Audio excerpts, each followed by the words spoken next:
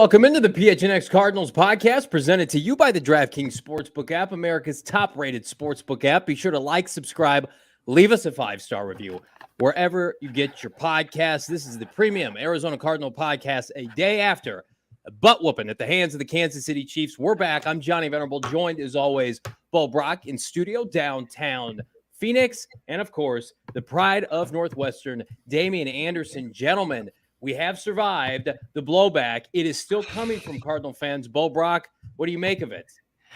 I make of it is that it was a complete dismantling, and the Arizona Cardinals weren't prepared, but also the Kansas City Chiefs confirmed really good at football, guys. Is that the insight? Is that the analysis you wanted? That Patrick Mahomes is pretty good? I think I stunned Damien. It looks like he might be frozen. We'll get him back on the broadcast here soon. But Johnny, we went to the facility today, and Kliff Kingsbury was kind of talking, and you hear the sound bites from Kyler Murray saying we got our ass kicked, and we wanted to pretty much, they want to be held accountable for this, and they're holding themselves accountable for this. But it comes down to, can they on the fly in a week's time between the week 1 ass kicking and week 2 against the very talented Vegas Raiders team, can they fix enough to avoid an 0-2 start? And that's going to be the thing to kind of follow along with here. Can they make the changes necessary after really kind of blowing it in the preseason training camp portion of this to prepare for the Chiefs in week 1? Can they kind of do what the Titans did after they got their ass beat by the Cardinals in week 1 last year and kind of keep their head above water and get things right that they haven't gotten right so far? You know what I don't want to hear, Bo Brock, Damien Anderson, that I feel like I'm hearing too much of today? Well, it's just Kansas City. Kansas City's that good, right? It's Patrick Mahomes. It's the Chiefs, right? This is a team that's going to go 16-1. Patrick Mahomes is going to break the touchdown record. He's going to throw 60 touchdowns this year. I guarantee you Patrick Mahomes has a nice year. I don't look at this team, I'm sorry, as a generational team. I think, of course, they're a contender, like the Cardinals were once upon a time. They're a contender in the AFC with the Buffalo Bills. I do not want to hear, especially from people from the Cardinal organization, say, we just ran into a buzzsaw, guys. It's just the Kansas City Chiefs. It's like, I think the Chiefs are going to temper off, level out. They're going to get some good competition this year. It wasn't from the Redbirds. It wasn't from the Arizona Cardinals. So that's the one thing I want to start with. Like, Cardinals, own your shit, right? You got embarrassed yesterday, up and down the roster, outside of a handful of guys. Nobody played great, right? And I don't care if it was Patrick Mahomes or Josh Allen or Jimmy Garoppolo or whomever. Like, take the loss as it is at face value. You got embarrassed. That game, Damien Anderson, was not as close as the final score indicated, right? The Chiefs very easily could have put up 60 points in that game, and thank goodness that they put their backup quarterback in. They took their foot off the gas. They were running a 7th-round running back was running all over the Arizona Cardinals. So I don't want to hear about, well, it's the Chiefs. No, Cardinals, you eat this shit sandwich and take it on face value. Johnny, Bo, I mean, it was a dominating performance by the Chiefs, and it felt as though if it were a UFC fight, the Chiefs had the Cardinals in full mount.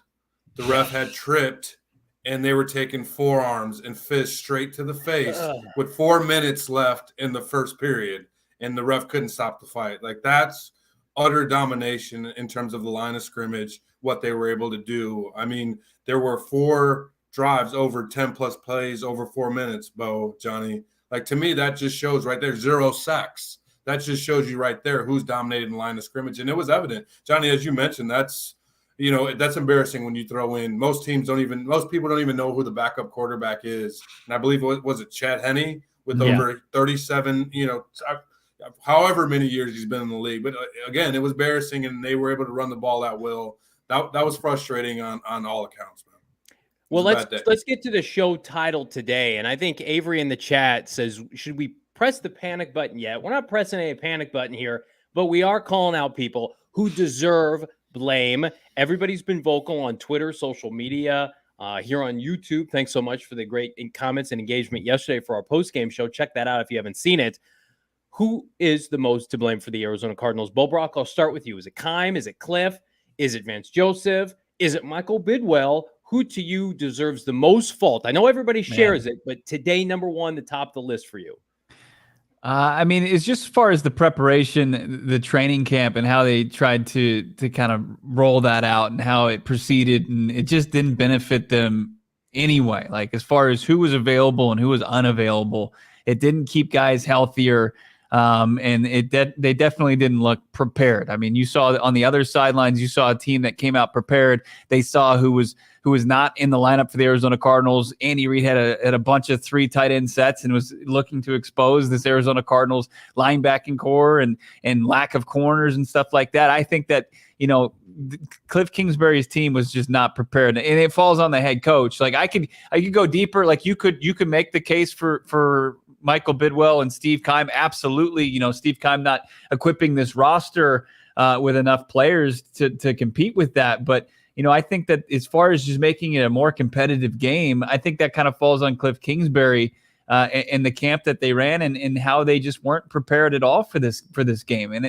But it doesn't mean that I don't think that they can kind of pivot and figure something out to make something work in week 2 and here on forward. I don't think that this is a lost season. But as far as week 1, I think this falls mostly on the shoulders of the head coach of this team, Kliff Kingsbury. Bo, I would say it falls initially on the players. I mean, they weren't it wasn't situations where guys were running. I know it felt that way. We're running wide open down the middle of the field or gaping, there were gaping holes on the offensive line, and guys were just, as I said, out athleting the Arizona Cardinals defense. With that being said, guys have to make plays. They have to get on blocks. They have to make tackles. If you have Isaiah Simmons, Johnny, what was he drafted? Where was he drafted at? He was the 8th overall pick, Damien. 8th overall pick, guarding, whomever, Kelsey multiple times. And Kelsey's getting the football. That should be your number one. He's not going to beat us today. So to just see one of your best players, quote unquote, get just make him look pedestrian regardless of the receiver, that was frustrating. I mean, we saw attempts of trying to manufacture blitzes. That wasn't working. I think, in one of the chats, it's just 91 Claybomb said that, Romo said abandon the blitz and, on the second drive. And then 2, I think it goes to one thing that was concerning for us all. We talked about it. Who do they have defensive in terms of the defensive line? They're going young, and also at the secondary. If you look at the 2, impactful areas of concern from that game, it was a lack of pressure on Patrick Mahomes at defensive line. You could say that the silver lining is that JJ's, Watt was out, right? And offensively, you were missing some guys in D-Hop, and you didn't in the offensive line. You could add a silver lining there, but I think it starts, 1, with the players, and then 2, just getting the right. I would say I would agree with you, Bo. I would agree with you, getting your guys motivated and ready to play and to go out there and execute. And it just appeared as though the Cardinals were reacting and weren't, ready for anything and weren't able to respond because they were just, it seemed to be playing from behind the entire game. I think about, Bo Brock, something you said to me that I hadn't thought about a month ago when we thought, where are the Gametime signings? The heyday of Gametime signings came during the Bruce Arians era. And that was because you made a point, a very good one that I haven't heard anybody else make, that those came from Bruce Arians, his contacts in the league, experience against those players, putting those players in the best position to succeed. And it's not like Keim hasn't made a couple nice moves here or there since the Bruce Arians era. But man, like the reinforcements that used to come in the form of Jonathan Abram and Dwight Freeney and, Antoine Cason and all these guys, Eric Winston once upon a time, like that's not a thing anymore. Gametime signings right now aren't a thing. And so we watch the duration of the offseason. The Cardinals, dragging your feet is putting it nicely. They were dead and buried a long time ago in this offseason because of their lack of flair in the offseason, the lack of sense of urgency. They made a point to run it back because they did not believe that this team was the team that lost 5 of their last 6 at the end of last season. They thought this team was the team that started 7-0 and 10-2. And all of us on the outside were like, okay, we'll try to give you the benefit of the doubt, right? Like I did not mind the extension to Kliff and Keim. I still don't. But I mean, we looked at it on the surface. On the defensive depth chart is not impressive, right? Yeah. You've got a lot of crossing your fingers, if, ands, or buts. Well, if this happens, then maybe this will happen. But for yesterday, I think it's a two-way tie, and I'm not giving Kliff a pass. But I've seen Kliff with good players, and he can produce. It's Keim and Vance Joseph. Their philosophy and what they put together, the product defensively, was so abysmal. I cannot remember a worse defensive performance. So that's that's Vance Joseph not being able to develop the young guys. Because I think it's twofold. It's like the chicken and the egg. We want Keim to go out and add players, but he also drafted a bunch of top 50 prospects on the defensive side of the ball. And he said, Vance Joseph, you're a big-time coach. You used to be a head coach once upon a time. You're getting interviews. Develop these guys. And I got people on Twitter today saying Devondre Campbell was not an impact player for the Cardinals. He goes to the Packers. He becomes an all-pro, right? Like, I'm the biggest Isaiah Simmons critic right now. Mm-hmm. But, like, if Isaiah Simmons went to Baltimore tomorrow or went to the Steelers, like, would feel a hell of a lot better, Bo Brock, with his development and Zaven Collins and some of these guys. So I think it's a tie for first. I'm going to cheat. I'm going to say it's Keim and Vance. You're always moving the goalposts when it comes to this, Johnny. But like when I saw Isaiah Simmons, DA, when I saw Isaiah Simmons match up with Travis Kelce, like before the snap, you're like, oh shit, man, like this isn't good. It reminds me of like when Zion Williamson was in high school and guys like Johnny were guarding him. It was like you just knew what the result was going to be. Somebody was going to get posterized, and it wasn't going to be Zion Williamson. Violated. Isn't that why they drafted Isaiah Simmons, though? But I mean, I think that's the frustration. That's the frustration. I mean, you're taking your game to the next level where he understands the defense. He's a play caller. There's a certain level of expectation to be a top. Where was he drafted, Johnny? I'm going to ask you. He was the 8th overall pick. That's what, real quick, 10, we talked about this on the post-game show yesterday. Yeah. People are saying, well, we didn't have a couple street free agent defensive backs. That's why we couldn't cover anybody. I'm sorry. We cannot be in the business of hiding Isaiah Simmons, the 8th overall pick, as Damien just mentioned. We're not going to be saved by the corners that they picked up in August. That to me, that narrative needs to go away. But guys, Johnny, Bo, it starts up front. If Patrick has all day, right, and he can anticipate the blitzes coming, and he was prepared for everything that he saw, right? It starts from a guy having 4 to 5 seconds to throw the ball.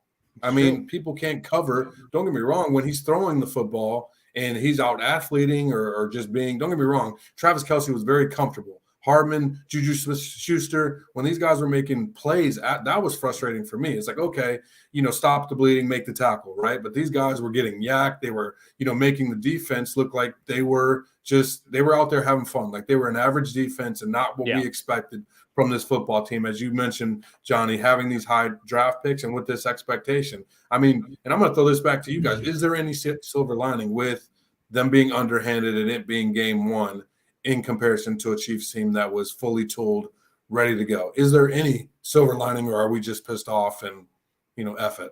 Well, you figured something out, right? Like that the Isaiah Simmons slot corner, that can't happen any longer, right? You have to get the personnel in there. You have to get the guys in the building. You have to have a cornerback who can play the cornerback position. Like, and if you like Byron Murphy inside, get him and play him inside, and then go out there and get somebody to play outside. We'll see what happens with Trayvon Mullen. Kliff Kingsbury said they're going to see how he looks on Wednesday, the same rigmarole that we were put through week one, and we don't know if we're going to get a Trayvon Mullen revenge game against the Raiders come Sunday. And, it would help, like, if he can play outside. Marco Wilson, I was encouraged by his play yesterday. He can play outside, and then you can put Byron Murphy inside. Your defense looks a lot different. You can put, Isaiah Simmons in a different position, but we learned that's not a successful path for Vance Joseph's defense with Isaiah Simmons in that spot. And, Patrick Mahomes was getting rid of the football in 2.5 seconds yesterday. Like when he was faced with more pressure than he's seen, or at least defensive pressure looks, he knew exactly what to do with the football. Like he trusted his receivers. He saw Travis Kelce move over and Isaiah Simmons was on him. So he went immediately to Kelce. I mean, that one where Kelce put him on ice skates, I mean, he'd already thrown the football before Kelce made the move. And then there was a play I was just watching on the first drive where I think that Mahomes just missed Marcole Hardman for an easy touchdown. Just missed him. You know who was in coverage on that play, DA? Zaven Collins was guarding a guy who ran a sub 4.3 40, a middle linebacker. Like, they have to figure this. That's coaching. That is coaching. That's putting your guys in position not to be successful. That's Vance Joseph. Vance Joseph, who has not done anything with any young player on this Cardinal team outside of Jalen Thompson. And speaking of Jalen Thompson, like I put this out on Twitter, guys.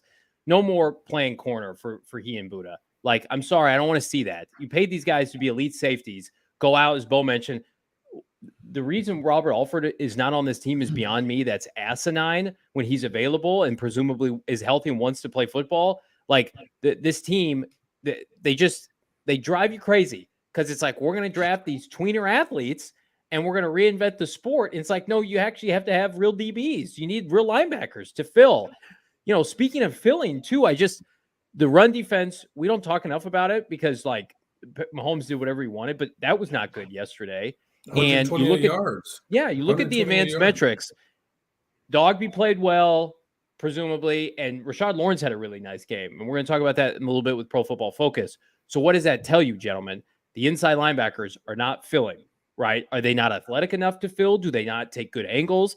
Zaven Collins, Isaiah Simmons, like, we got to have either or. Are you going to be elite in pass defense? Zaven Collins was the highest rated linebacker in the history of college football, according to Pro Football Focus. That has not been on display. If Isaiah Simmons can't cover in the back end and he can't be a 3-down inside linebacker, you know, hammering running backs at the point of attack in the line of scrimmage, like, tell me what he does well. And I think you have Todd Bowles. He can do that. He can say, Dale Buchanan, you're a money linebacker. We're going to make the most out of you, right? Or, Carlos Dansby, you're coming back. I'm going to have your best season with me. And I watched it last night with Tampa Bay. And, Devin White that they have. Vance Joseph, to me, borrowed time with this franchise. He will be the scapegoat if this team fails this year. Statistically, gentlemen, the worst defense of any team easily this weekend. They have given up 30-plus points, emphasis on the plus, in 4 of their last 6 games. And, the only games that they don't include, I think, is against the Cowboys at the end of the year when they had a bunch of injuries. It's not a good thing. But I'm going to tell you what's a great thing right now. So if you get on DraftKings right now, ahead of tonight's Monday Night Football game, you can make a sweet, sweet bet. Football fans, the first week of the NFL season is here, and DraftKings Sportsbook is hooking our fans up. Right now, new customers can bet just $5, get $200 in free bets instantly. So if you're like me and you want to phase the Seattle Seahawks and Geno Smith, put big money down on our guy Russell Wilson. You can do that on DraftKings, and as an added week 1 bonus, and this is legitimate. DraftKings has been paying out big money for this, gentlemen. Everyone can experience the thrill of DraftKings early win promotion. It's simple. Download the DraftKings Sportsbook app, hammer PHNX, bet on an NFL team to win. If your team leads by 10 at any point tonight, so if you think the Seahawks are going to lead by 10, even if they don't win, you get paid instantly, even if your team loses. That's promo code PHNX on the DraftKings Sportsbook app. Got to remember, minimum age and eligibility restrictions apply. See those show notes for details, Bo. Let's talk about more great stuff. And I'm sitting in our brand new studios. This is our Studio B. It's beautiful, right? The furniture is all pristine, but it's not even that great in here. When I get out to kind of our hangout area, there's some just incredibly comfortable, chairs that you can hang out in. You can watch some TV. We've got some just beautiful furniture all over the place, all from More Furniture. You got to check it out. You got to check out what we have on social media with just our first views of our studio, but also check out More Furniture online, morefurniture.com. Find yourself some great deals, get some comfy furniture, fix up your feng shui. It's probably brutal right now. It needs help, right? You need More Furniture and morefurniture.com. Kind of pimp out whatever your living situation is. They helped us, and we were pretty helpless. And our new studio is looking pretty nice. Morefurniture.com. Let's continue the conversation about the fallout from Sunday, the 44-21 loss to the Chiefs. As Johnny mentioned, 2 garbage time touchdowns, so essentially just 7 points from that offense. We heard, I think, all the right things for the most part from the Cardinals, their coaching staff yesterday. Bad coaching, bad execution. That's from Kliff Kingsbury. We just got to be better. It's a pretty simple message from K2, and he continued that today. I was at his press conference. It was pretty short. It was pretty sweet. Gave us some updates on some injured players. I found it interesting that he's, Marco Wilson, who we saw kind of limp off the field. They're going to see where he's at come Wednesday. Marco told, the reporters in the locker room he doesn't expect it to be anything didn't get an exact issue that Marco's dealing with, that would be a big blow to this defense that's already just as thin as they can possibly be at that position. Rondale Moore, Kliff Kingsbury said, he lumped him in surprisingly with Justin Pugh and J.J. Watt as day-to-day, which is pretty interesting. I saw Rondale Moore out there. He's in street clothes. He was walking around. He looked fine, but you can't tell as far as the hamstring's concerned where he's truly at. But not IR'd yet, Johnny. I guess that's the good news with Moore. Dortch played. I mean, the few good things yesterday, Dortch played well. It's like, what would Rondale Moore truly give this offense the boost it needs to make up for how far it fell short yesterday? Well, here's something. Can Rondale Moore play defense, guys? Can he sack quarterbacks? They'll put him in at slot corner and just see how it goes. Here's something quickly promising that I saw before the show. Greg Dortch played a hell of a lot more than AJ Green yesterday, which would tell me even if Rondale Moore comes back, I think it's coming back with the sacrifice of AJ Green. Greg Dortch and Hollywood Brown almost played 100% of the snaps yesterday offensively. AJ Green, it was in the 70s, right? So, like Rondale, I love this nice warm glass of shut up in the chat says Rondale street clothes more. We got a couple guys, nice warm glass of shut up, that can fill that name well with the Cardinals. We've got Watt, who donned the name itself, but to me, I don't want to see or hear from Rondale Moore until it's Sunday. He's played a whole week. He's not compromised. He goes out and plays well and then exits the game healthy. Because you know what I saw yesterday, gentlemen? You guys saw it too. I saw a young man undrafted out of Wake Forest that competed his ass off. That was one of the 5 bright spots on this team that I think somebody, if he can stay healthy for 17 games, can sleepwalk his way to Christian Kirk-esque production and did not have any issues getting open, right? Did not benefit from, other receivers out there like Hopkins and Antoine Wesley that he will eventually, and he'll continue to eat underneath. He went up and made a miraculous catch that I told you this yesterday, gentlemen, that I thought was overturned, which was unfortunate. But I think the more experience Greg Dortch gets, specifically with Kyler, he and Hollywood, I'm very comfortable with those two. And then Rondale Moore, you want to come back? We'll see what's left over for you, DA. But, you got to prove it to the Cardinal fans right now because they've turned on you. Hey, Johnny. Yeah. I got a quick question for you, buddy. What's up? Get actually for here. Everybody. Honestly, I'm just going to give you my 2 cents because I think that the Anthony Davis effect has taken a hold of the Cardinals right now. Okay. We got too many people made out of glass, first Glass of all. man. And what the funny thing is right now? Between Rondale Moore and J.J. Watt, I have a lot of people all up in my mentions after my tweet yesterday about J.J. Watt being basically the NFL version of Anthony Davis coming at me talking about, well, he's the NFL man of the year and blah, blah, blah, blah, blah. I'm like, that's cool and all. Like, Anthony Davis won a championship too. That doesn't mean that he's not, he doesn't succumb to injury far too often. And that's the case with J.J. Watt. So my question is, do you think that we are overreacting by coming at J.J. Watt or even Rondale Moore by being injured too much? No.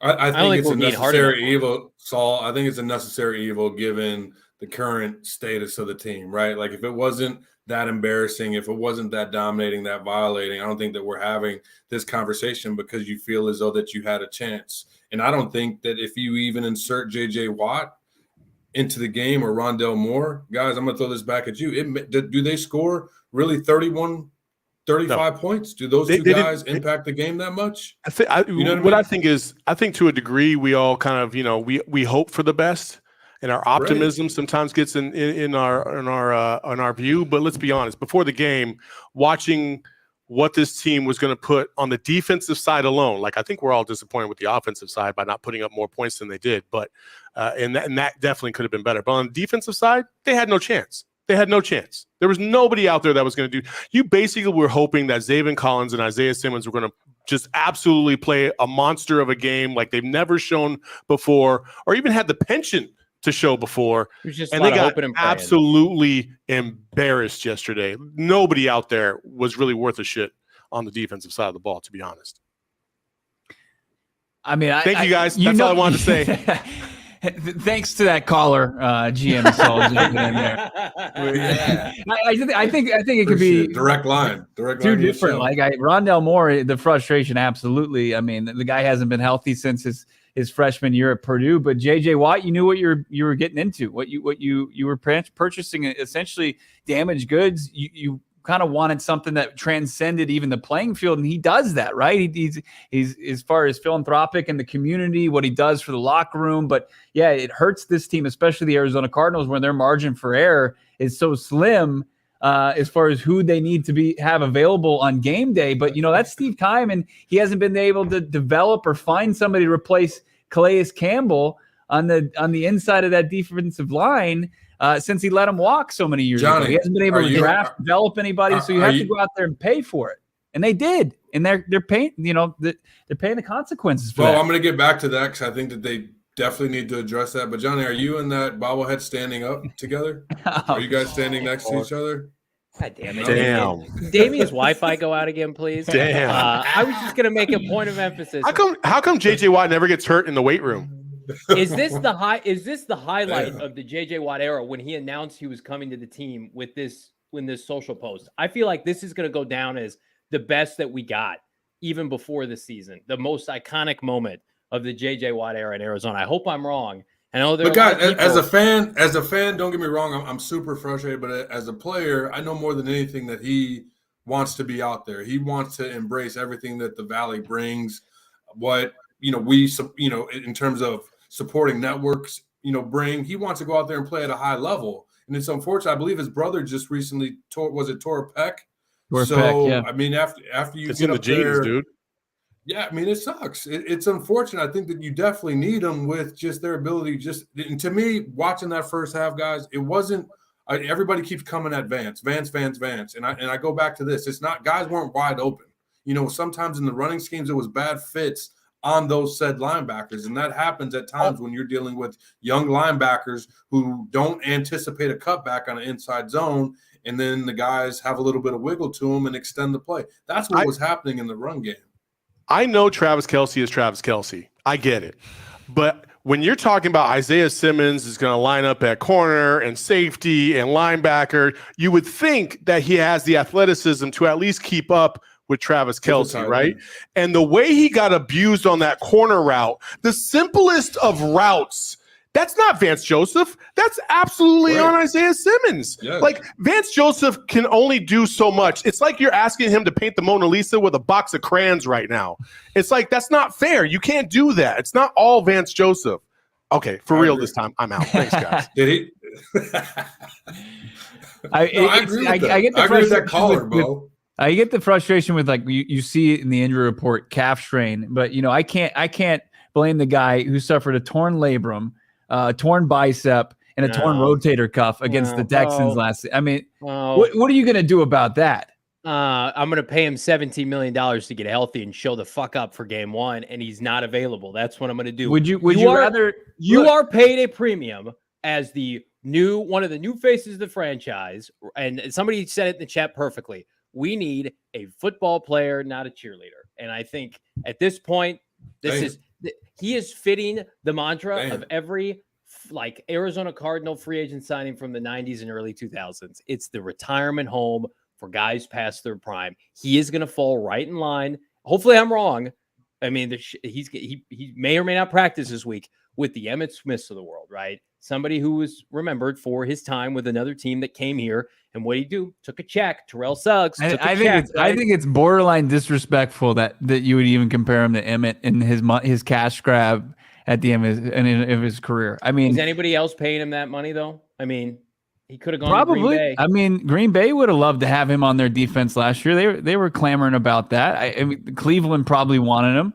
I mean, what he's able to do, and you've seen it's beyond the box score, what he can do to impact the game when he's healthy. That's the biggest thing. But the Arizona Cardinals knew that, and you had to pay a premium for that. And that's the thing with having to build your team. That was a game, Bo. It was a gamble that they took, and we all know, and it's playing sports. I mean, it's going to be a tough one, Johnny. I mean, you don't win them all. You don't win them all. Listen, and I loved them when they did it. With some guys, I think everybody loves the move when he's playing. I think that's the thing. Everybody understands who he is as a player, but it's almost forgotten when you're in game one and the ass kicking is that bad. And Damien, you just hit the nail on the head that I think we really need to continue to emphasize with Cardinal fans. And I need to repeat it myself because I need to hear it. You need to practice to play, right? And if you're Justin Pugh and you're JJ Watt and you're Rondell Moore and the team is counting on you and you don't practice, you should not play. And we were led to believe all last week that Justin Pugh was going to play, and he did not. And Sean Harlow delivered one of the worst performances, which is not fair to him, right? Because he was not expected to play. One of the worst performances we've ever seen. And that brings us into our next graphic, the PFF grades for this week. Shield your eyes, shield your children. They're not pretty. Notable Pro Football Focus grades from week one. There it is. Sean Harlow had a Pro Football Focus grade, Bo Brock, of 27.3. Can we just change that out? Can we just change that out with a poop emoji? Sean Harlow's PFF grade was just the poop emoji. I mean, how about those inside linebackers though, looking strong? But on some, but in reality, did we need to see this? You know what I'm saying? Like, I think that everybody knew. Yes, that everybody needs to take their medicine today and look at the fact that the Cardinals took back-to-back inside linebackers in the first round, and neither of them scored over a 50. And Bo Brock mentioned to me off air that he did not think it was possible for Nick Vigil and Sean Harlow to grade this low. Yeah, Nick Vigil. I mean, both guys started on each side of the football, which is unbelievable. Here, take it with a grain of salt. Absolutely, we know how a lot of people feel about Pro Football Focus, and I'm there with you as well. I mean, Patrick Mahomes had a 71 grade. How's that possible? Yeah, right. You know, so but so you're saying they're tough.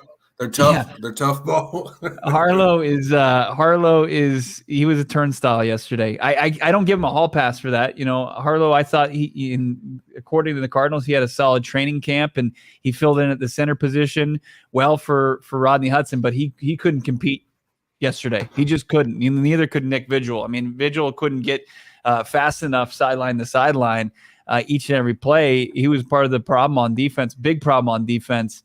And the Arizona Cardinals, what do they do with these guys going forward? Like they couldn't compete at all on Sunday. I don't know, like if they ever had to rely on them going forward, you're going to see more of what you saw on Sunday against the Chiefs. Well, what frustrates me too, gentlemen, is you look at the names on this list, and I look at somebody like Rodney Hudson, who was all but retired, came back. They're paying him $10 million, and he was terrible yesterday. Literally, he and Sean Harlow brought down the entire offensive line because – you know, both tackles I thought were fine. Will Hernandez, I thought, played well when they had some running lanes open. It was the left guard and center position that dragged down the offense, and then that's what led to Kyler Murray kind of being out of sorts of what. I'm going to make a prediction right now. I'm going to try to be positive here. And looking at this list and looking at the fact that Nick Vigil is clearly not a threat to Zaven Collins anymore because of how bad he looked yesterday. Zaven Collins did have a run grade of 74. I think Zaven Collins is going to, knock on wood, improve thoroughly over the course of the season. And I think by the end of the year, he will be somebody that you can say he's an asset. I can't say that with Isaiah Simmons because I don't know what position he plays and there's just too much uncertainty, DA. But with Zaven Collins, like he had 2 tackles for loss yesterday. Like give him 10 to 12 weeks. And I think by November, we're going to feel better about Zaven Collins. Maybe not the defense, but Zaven Collins. Yeah, I mean, I think we have no choice, and I think that's all we can do is hope and pray that they continue to improve. Because Johnny, as I said before, it wasn't in the caller, Saul not too long ago that I mean I don't think that Vance Joseph, I don't think that the game plan, the play calling was crazy. I think the guys were in position to make plays and they just didn't. Whether it was being, too tentative, too aggressive. I saw Zaven a lot of times on those inside runs just being overly aggressive and not anticipating the cutback from the running back. So that's something that he could definitely learn on in terms of Isaiah Simmons and that athleticism. I think that we've seen him when he's had the most success is he's been in the box, right? He's been in the box being the aggressor and moving towards the quarterback rather than being in space and feeling comfortable guarding guys, where we saw him have trouble with virtually everyone on the Kansas City offense. So, I mean, granted, it's the first game out of the year. It was a terrible performance, I think, collectively, right? And you can only wish and hope for improvement. You can't, I think, based on, history, right, it can't be this bad forever, right? But the thing about it is that the teams, I wouldn't say that they necessarily get better, but they're going to be formidable foes moving forward. Interesting. I mean, listen, I don't think they're as bad. Yeah, I don't think they're as bad as they looked yesterday. But I think that No, it was bad yesterday, Johnny. Yeah. Bo, Well, no, he doesn't think that they're as bad as they played. Or yeah. I mean, And it I was think just, man. The players we counted on, we had a preview show Friday, and everybody on this show, Frank Sanders included, thought Isaiah Simmons was going to play well, and he didn't. And here we are, kind of wondering, Bo Brock, what's next for old number 9? he just wasn't, but he wasn't put in a position, as to Damien's point earlier, he wasn't put in a position to be successful. I mean, he's going. How up does that even change? Does that change? Do they recognize that? He's going up against the guy who's going to have a gold jacket, right? Travis Kelce. No. Right? Hang on.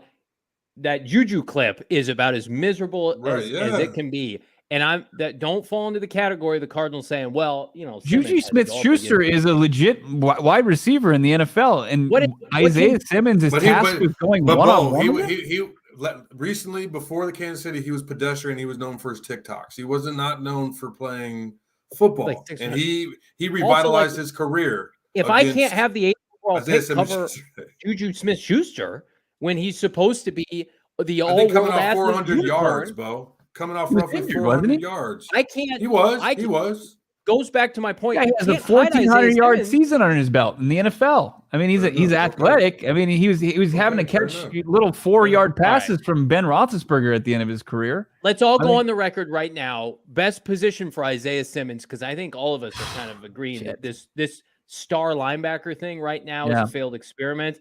DA, you want to go first? Best position right now for Isaiah Simmons' NFL career. In the box, will linebacker, weak side linebacker, no question. In a 4-3. Correct. In a 4-3. Yep. Yeah. I mean, or gain the 25 pounds, Johnny, and go play. I mean, I know that Frank said yesterday, play defensive end and use that speed and that length, or because he's not going to play safety, right? Like that's just not going to happen with this team. Like it's not going to happen. But them putting him out of position, which is crazy, as the 8th overall pick, it reminds me of Roll back in the day, guys. It reminds me of Antrell Roll, who they got as they drafted him. What was it, top 10, and paid him. Had to pay him premium dollars. And Isaiah, you just want to see that production, and unfortunately, the best going against the best, and what was expected of him, he got exposed yesterday, guys. Yeah, no doubt about it. I mean, having to guard Kelce, and then you got Juju Smith. Say what you want about him. He's a professional wide receiver going up against the guy who's a linebacker. I mean, I want to see more. I want to see more pass rush attempts from Isaiah Simmons. You didn't get jack shit from your pass rush anyway. I mean, what are we gonna put him in the Hassan Reddick role that he thrived in at the end of it? He's got enough speed and bend to do so. I mean, it might be too late, obviously, to put on some weight at this point in the season, but I mean, I think that you're so short at that spot. Why not? I think Zaven's the guy that stays in his current role and just wears it and learns and gets the reps, rep after rep after rep, and you take the lumps. I would agree with both of you. I think the Cardinals, and they're not going to do this with Vance. I know he's done both schemes. I would switch to a 4-3. I would have Bidwill be your middle linebacker, or Zaven, probably Bidwill. I don't think you can have Bidwill out there. I really don't. He's on the roster, so I'm putting him on the starting defense. Zaven's the Sam, Isaiah's your Will, and then you have a front 4. When Watt comes back, I would flanker the ends with Zach Allen and Watt, and then get Cameron Thomas to play defensive end, and I would play Dogby and Rashad Lawrence and Mikey Fotu at defensive tackle. But the Cardinals aren't going to do that. They're going to stick to this little experiment here. And you know what? Was it enough, Johnny? Was it enough to make a change? Was it enough to, hey, we need some guys? Was it that bad where, hey, we need to people in the chat want to sign Ndamukong Suh. And while I think all of us would like the intrigue, I don't think they're going to go out and make a bunch of changes. I don't think they're going to go out and sign a bunch of players. Suh in particular, Bo Brock, is somebody that feels like the missing piece to like a Bucks championship run. He's not a glue guy per se that you want to bring in for a team that just got embarrassed. Yeah, I mean, he's gonna look at the box score and say, I think I'm all right. I'm 35. I've got a ring already on my finger. I'll see if maybe another opportunity presents itself between now and when the games get a little bit. Guys, he played in Detroit for a while. He played. He played in Detroit. On people's heads. He took a lot of checks for no wins, so I think he'd be happy with the opportunity. I mean, you never know. Like you said, he might be that piece. He might be that TB12 piece for the Cardinals. It's gonna be big for them to Piece of change what, the narrative. though, is the It's question. gonna be big for them to change the narrative that they're the team that they thought they were going into the season and the team that they look like on Sunday, and to kind of make it a destination for some of these guys who are available or guys who could become available, throughout the season here. But Sunday was absolutely one of those things where it just drove you to the Redbird Lager from Four Peaks, or whatever your favorite Four Peaks beverage is, whether it's the Wow Joy Bust wheat or the Kilt Lifter, old steady Kilt Lifter, the hazy they got going. We're going to have all the beers at our disposal next week. So if things go awry or things go the right way, we can celebrate with some Four Peaks beer, because we're going to have a watch party. We're going to be hanging out in Tempe at Four Peaks 8th Street Pub, watching the Cardinals take on Chandler Jones and the Las Vegas Raiders. $5 tickets. That's all it is. One free beer with your ticket. We've got cards, ticket giveaways going on. We love our partnership with Four Peaks. Enjoy the drink specials, the Cardinals ticket giveaways. There's a 220. I did not misspeak there. 220-inch screen experience. Check the link in the description of the show. Got to be 21 years or older. And, of course, enjoy that beer responsibly, no matter how the Cardinals play on Sunday. But, man, Four Peaks, we're going to bring it. Can't wait to do so on Sunday, Johnny.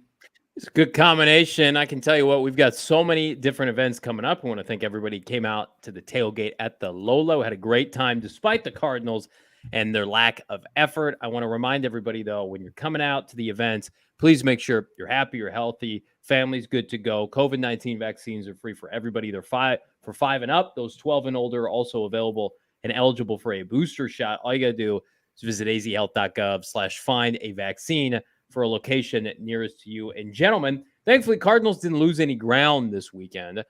Yes, they got embarrassed, but they did play a team in the AFC, as did the defending world champion LA Rams when they lost to Buffalo. But I think we could all agree the worst loss of yesterday came at the hands of the Chicago Bears to Trey Lance, Kyle Shanahan and company, losing an in-conference game to a team we all believe in, the Bears, are not going to be very good. So San Francisco, Bo Brock, Damien Anderson with their Super Bowl roster. Yes, the Cardinals look like garbage, but we can all take solace in the fact that the Niners potentially could be frauds, big-time frauds in the NFC West.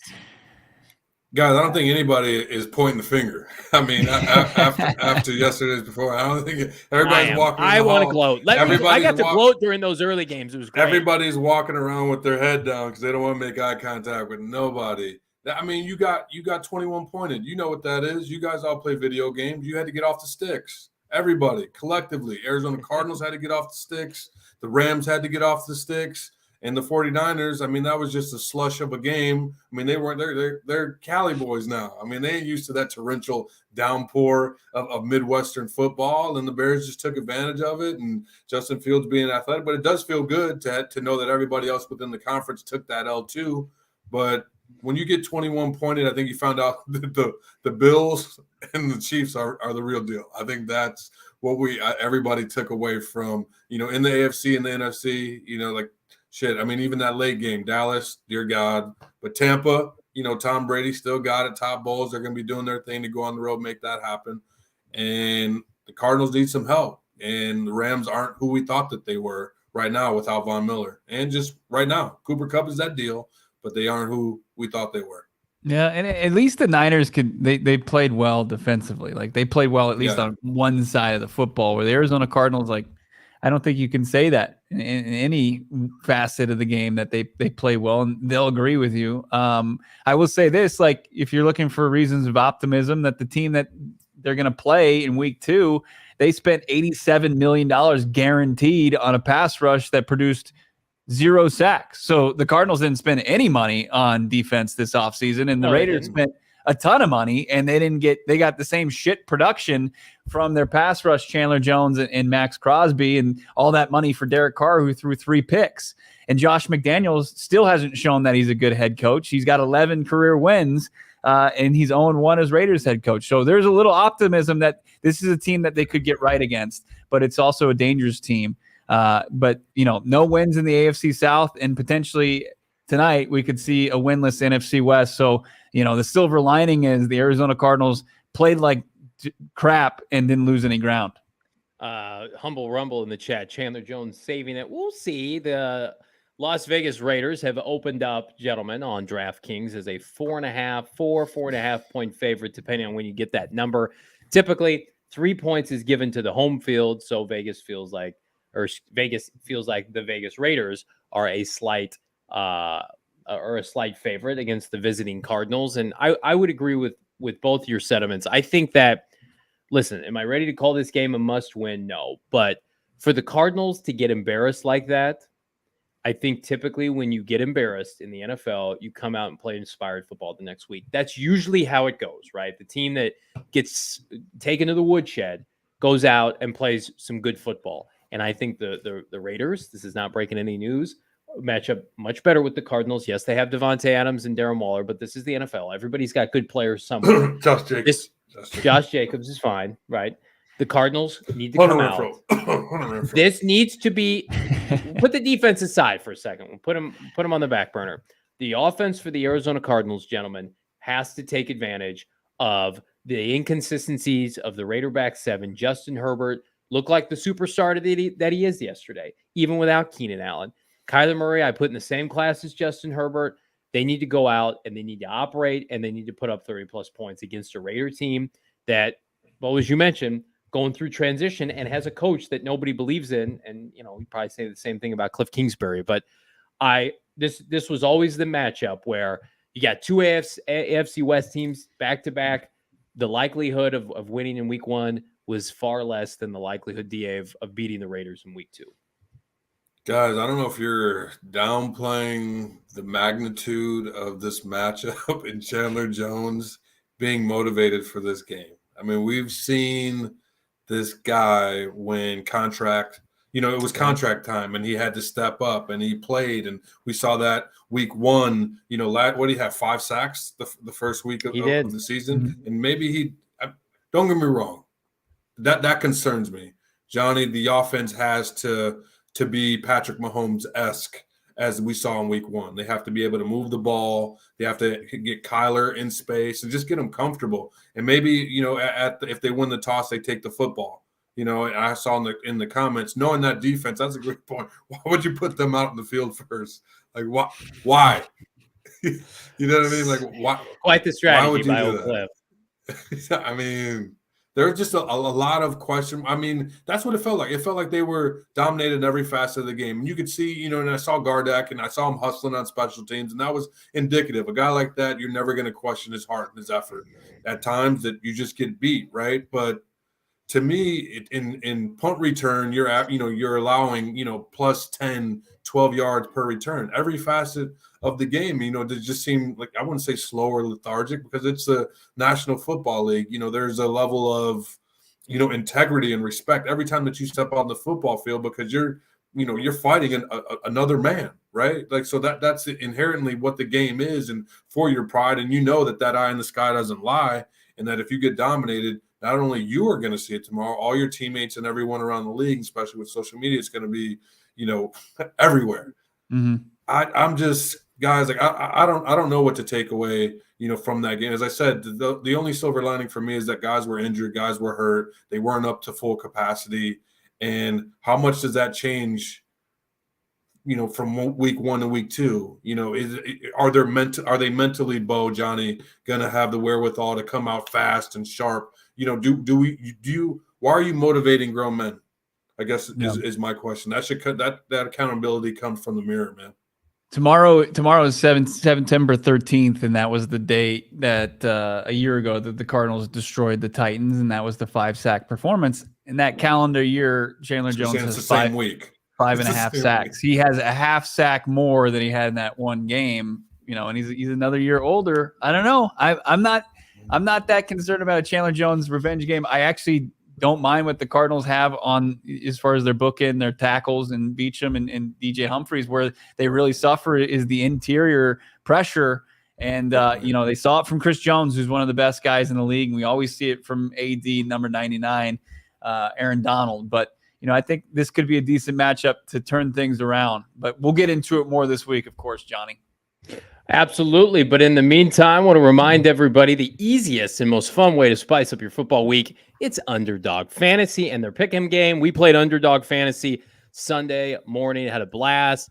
I felt like I had the best team, but turns out the points didn't recognize that. But just look for your favorite or least favorite players' stats. Pick between 2 to 5 players for your Pick'em entry, and whether you think they'll end up with a higher or lower total than stat this week's game. Get all your picks right. You can do it tonight before the Monday Night Football game. You can win up to 20 times your money in a single night. Unfortunately, the GM Saul Bookman took it down, even though I think he was projected for like the least amount of points, Bo Brock. So funny how that worked out. Wasn't funny to me, though. But you can search in the App Store, click the link in the show notes. All you got to do, like anything else, sign up with the promo code PHNX, and Underdog will double your first deposit. How about this? Up to 100 bones. So if your first deposit is 100, it'll double it. Or excuse me, it'll double it to 200. That's Underdog Fantasy, promo code PHNX, and get into the action today.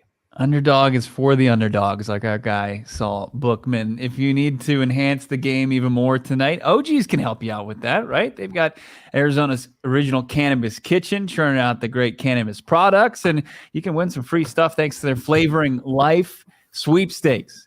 You get that not 1, not 2, but 3 bags of OG's gummies, including orange creamsicle, their tropical flavors. You get an OG's hat like we have on display here if you're watching on YouTube. PHNX t-shirt of your choice, and a PHNX annual membership where you can read the great work of Howard Balzer, who just joined the team last week. He's been churning out great content, including a breakdown on yesterday's loss. He's breaking down contracts like Jalen Thompson's, and I'm sure Marcus Golden's, which hasn't been made official yet, Johnny. We haven't seen an official release on Marcus Golden's contract. Typical Cardinals. They're just, now might be a good time to do that. It's like, hey, guys, we're in the news for not some great stuff. Did you know we extended our top pass rusher? But OGs, of course, can help you out or just enhance what you got going on. We love them. OGsBrands.com. You can find more on those products. You can find them in your local dispensary, and also follow them on Instagram at OGsBrands. Got to be 21 years or older. Enjoy responsibly. We love OGs. We also love our brand new t-shirt at the PHNX merchandise locker. He scored a touchdown yesterday, and we love all things Hollywood. We love the Hollywood Hills sign, for instance, not related, on Camelback Mountain. It's a brand new release. You can get it right now at the PHNX merchandise locker. Go there, $29.99, or you can get it for free with sign it up with a new membership at gophnx.com, $59.98 for the entire year. Or you want to dip your toe in, read the workings of myself, Bo Brock, now Howard Balzer, and many of our other talented peers. 99 cents for the first month, $8.99 for the subsequent months. Gentlemen, I want to remind everybody, be sure to like this video, subscribe to the YouTube page at PHNX Sports, and most importantly, subscribe to the podcast, PHNX_Cardinals on Twitter. Be sure to like, subscribe, leave us a 5-star review. We are back on Wednesday, unless something happens. We may dabble tomorrow, but every week we're giving you your premium Arizona Cardinal coverage, podcast form, live streams, tailgates. You know it. Cardinals need to bounce back against the Vegas Raiders on Sunday. Will they? Stay tuned. See everybody.